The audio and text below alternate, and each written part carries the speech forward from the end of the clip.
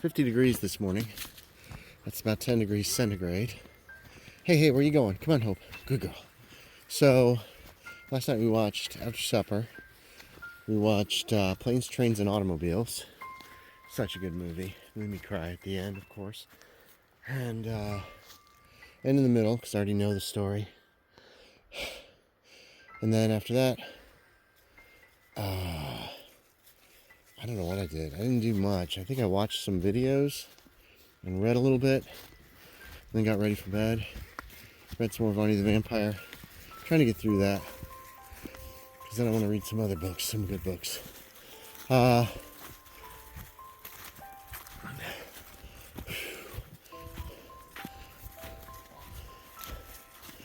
I got to bed 10:30, 10:45.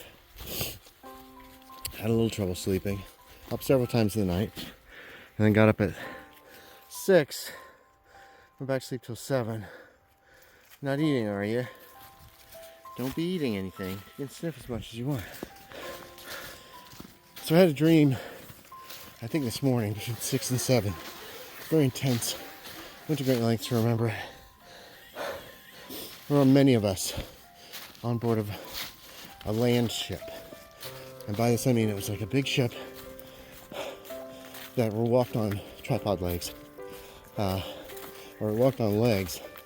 We were underground in big caverns. It was a lot like William Hope Hodgson's The Nightlands. It was super dangerous. I did not know why we were there. I feel like we were there to get something, but I don't know if that ever occurred in the dream. So Jeanette McCurdy was on board. She was the chief engineer and pilot. So she was really in charge of this. It was a good sized ship. I don't know, 100 feet long or more. We're driving down through the place. Oh, Allison Brie was on board too. Felt like she was the main romantic interest. And I know myself and some other guy on the ship were vying for her romantic attentions. We were the two ingenues. So, I don't remember it all. There was a lot. And a good portion of it was just travel. One point we went up this grade that was like a 45-degree angle, which was really scary. But the ship handled everything perfectly. Jeanette McCurdy's ship. She knew how to run her ship. And at one point I think we stopped for a while for something. The main things I remember are, let's see, there was a spot where Jeanette McCurdy is sitting, no, Allison Brie, sitting on my lap.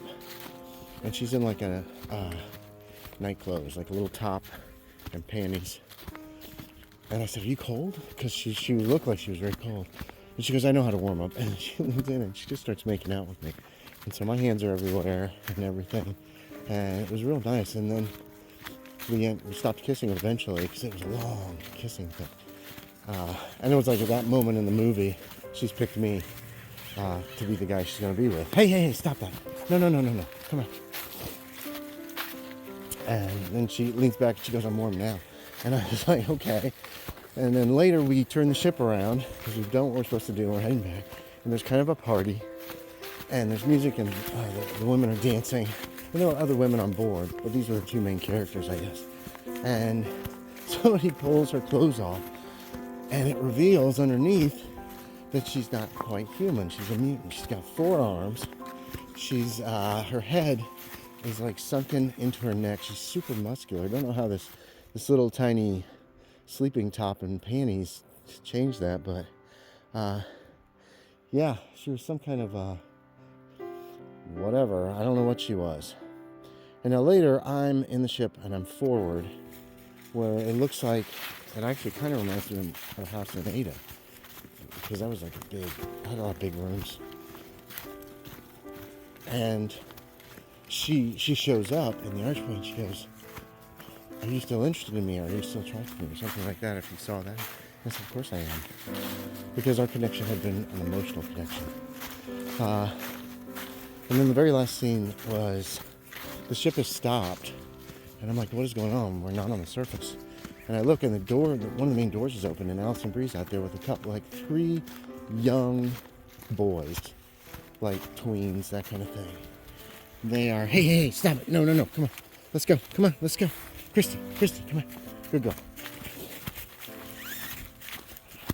And there's this setup inside of a giant cave. Hold on. Hey, come on. There's a setup inside a giant cave, like a party. You know, there's a big long table, there's a lot of food, there's all this kind of stuff. Let's go. Good girl. Good girl. And there's a little old lady there like, welcome home. And I'm like, oh, we're not on the surface. We're still underground. And a lot of the monsters that we dealt with were going to like use illusions and disguises and stuff to trick us. And so it's like, are we back? Or is this just another trick? And I'm hollering for Jeanette. Like, are we back? Are we home? Should we stop? You know, and she wasn't answering. And that's how the dream ended. So, it was very intense, and I got to kiss somebody. So that was kind of nice. 52 degrees this afternoon. I know, 54. It's about 12 degrees centigrade. It's a miserable, no good day as usual. So I had to take Mom into town to get a haircut at 11. While she was getting a haircut, I went by CVS. I went by Harris Teeter, pick up some stuff that we are short on. And I picked up, and I got gas in her car, stopped by Taco Bell, and then picked her up. We went home. Traffic was terrible. So that was not fun. Came home. Whoa. You coming? Come on. That was about it. I did a little work on finding some pictures and that kind of thing for this next project. And that was about it. Stopped that around 3. Watched some video, some YouTube videos till now. Here we are.